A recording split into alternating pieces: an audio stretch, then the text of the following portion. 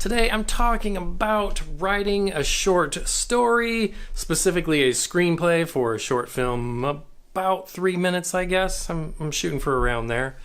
And like I said before, the story is going to be roughly based on the structure of a joke.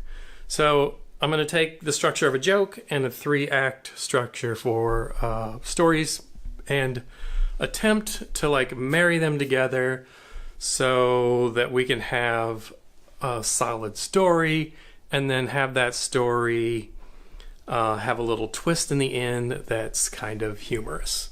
That's the whole goal with this particular project. So I have the premise in my head, but how do we do that? How do we take two different structures and mash them together?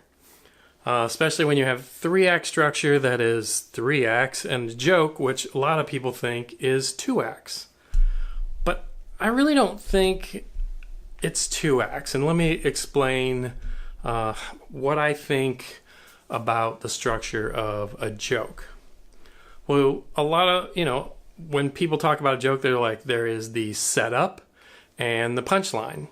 And that makes sense, but if you watch people that are really good at telling a joke, you'll see that timing is really important, and there's always kind of a pause, a slight delay after they deliver the setup. And what I think is going on is we do, and this is a really important piece, and without it, I don't think a joke is funny. So we give them the setup. We tell them the story, right? So when we tell the setup part of the story, we tell it just enough to a point where they can take that information and logically move that story forward in their imagination, the listeners. So the listener will continue the story from the setup. So you have the setup, that's part 1. Part 2 is when we have that space for the listener to continue that story in a logical way that they think makes sense. And then we have the punchline, which subverts what the listener thinks was going on. And when people hear that what they thought was correct is incorrect, but they hear about it in an interesting way, or there's a twist that they didn't see, but it still makes sense, then we find that funny. We find humor in that. And that's basically what a joke is. We tell part of a story, the listener continues on, and then we put a twist on that story, and they find out that it's incorrect, and that everything that they've listened to up to this point, they can revisit that story and see it in an entirely new way. It gives you more interesting storytelling when you do something like this, because you can listen to a story that's interesting, you have the twist, and then you can think back on that story and see it in a different way on your second viewing, or the second time you see it in your mind. And I think that's where the humor comes in, is putting the twist on what people think is correct. But I think they have to have that perception in their mind of what they think the story is in order to have it subverted by us, the comedian. All right, so what are we going to do but they don't fit perfectly together. Like if you were to take the 3-act structure, beginning, middle, and end for a story, and you try to put a joke in there, you can't just line up the pieces. So we have to have the part that's a pause, the part that the people will get an idea of what's going on in their head. I want to try to show that. In the Act 2 of the story, I want to still have Act 2, what's going on, but I still want people to think they understand what it is that's going on, that what they're seeing is what they're also perceiving. So this is the kind of hard part. And then when the twist comes, when you have the resolution of the main part of the story and then the twist right after that, then I want the audience to be able to see some humor in that, and then like to see everything that's happened up to this point in a slightly different way, so that they could find some humor in this little action flick. So what is this story? What's the premise? And this is the beginning point. This is the part of the story where I'm at right now. It's like I have this premise of the story I want to tell, but it's most likely going to change a lot as I go through the writing process and figure out what makes sense to tell this story in the best way possible. And I find writing difficult. The process of writing is challenging to me. I think I'm decent at it, but it's not something that just like feels super easy. There's a lot of work that goes into writing and telling a good story, and I'm hoping to take you all along for the process to see what it is that I go through, and maybe some of you can relate or learn something from the way I do things that may benefit you in creating your own stories and your own films. That's the whole idea. Follow me along on this process. So what's the story? All right, so there's this is the basic premise, and I know this will change. So the story is we're in the woods. There is a box sitting in the woods and a shaft of light coming down through the haze that's sitting in the forest, and this box is just sitting there. It looks like this awkward place, this clearing in the woods. And we have this really slow push in where it just keeps coming in closer and closer on the box. It just keeps getting there. And then when the box almost fills the frame, it shudders that there's something alive inside the box.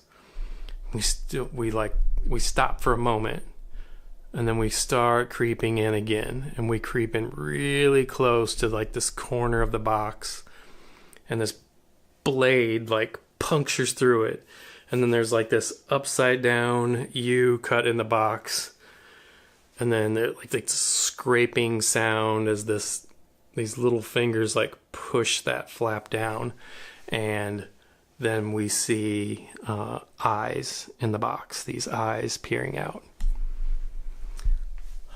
Then we back up again. The box is sitting there, and it's opening up from the inside, and this 9 or 10-year-old boy kind of like pops his head out just enough to see, and you could tell he's nervous. He's like surveying the area, and he's looking around, and finally he like cautiously like gets out of the box, and he's looking around. He's a little confused maybe, and then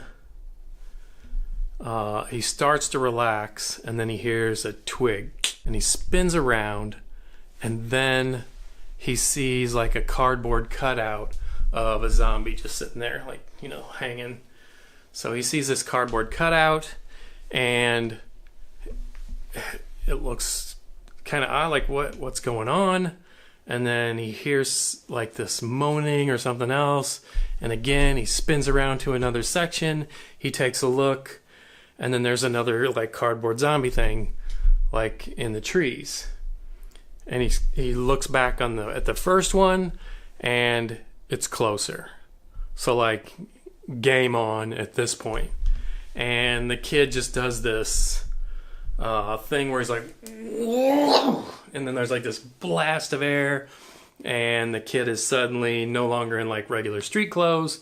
He's in like this, I don't know, like military looking outfit, and he's got an airsoft gun, and he starts blasting the zombies. And then there's like, he shoots the first zombie and one drops, and he shoots another one, and he's like, and then there's a shot where from the back of the zombie's head, and the BB's ripped through right at the camera. And then, so it's like this little action film, this little action sequence where this kid is like, this horde of flat cardboard zombies is attacking the kid, and he's doing pretty well at first, and then he either runs out of ammo or something happens where the gun doesn't work and he just drops that. And he has the same little knife or box cutter or something that he used to cut the little flap out. And he does the little, slices up some, and some little zombie legs and arms land on the ground. And, he's running around and all this stuff's happening. And he's defending himself from this cardboard zombie horde that's trying to give him a paper cut or something. And then we get to the end, and he's been doing well, but there's just so many zombies. They're just everywhere. They're all over the place, and they start to they knock him down, and he's covered in this pile of cardboard zombies that are just completely covering him up as he lays on the ground. And then you hear a father's voice come in the room and say, "I thought I told you to clean up all these cardboard boxes." And then the kid pops his head out of these cardboard boxes, and he's like, "Sorry, Dad." So that's the little twist, punchline at the end, the joke part of it. I know it's not super hilarious, but that's the premise of what I'm doing. It's supposed to be action-y and fun and not too scary, and have a little bit of humor in the end. So that's the story as we start off. And on the next episode, when I talk about this story, we're going to dive in a little bit more on how I go from just an idea that's in my head to putting the information on note cards and arranging everything, and how to think through the story and make choices of locations and day or night, and then we'll run into, I'm sure, story issues, and we'll go on from there. So this is just the first part, the idea for the short, and a little bit of how I'm going to take those structures and bring them together to make what I hope is an interesting little fun short film. Might be good for Halloween or something. That's all I have for today. I love you all, and I hope to see you in the comments.